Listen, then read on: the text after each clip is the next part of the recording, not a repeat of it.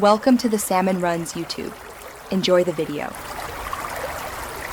Confirm your F150 has a home link or integrated garage opener. Start by reading the owner manual to verify the system name and any model year quirks. Park within 3 feet of the garage door opener motor so the remote signal will register reliably during programming.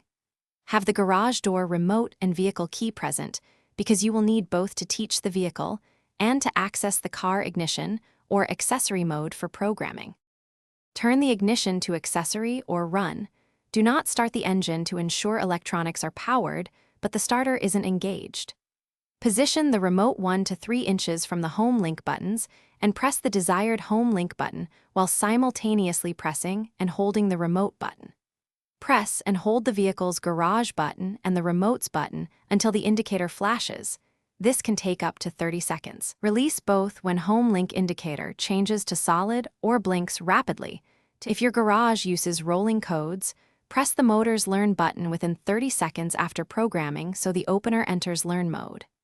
Observe the motor head for a light or blinking LED, then within 30 seconds return to the vehicle and press the programmed home link button twice to complete the handshake. Test the door and repeat if necessary, and if it still fails, clear the home link memory and retry, or try the vehicle's manual relearn procedure for your specific. Thanks for watching.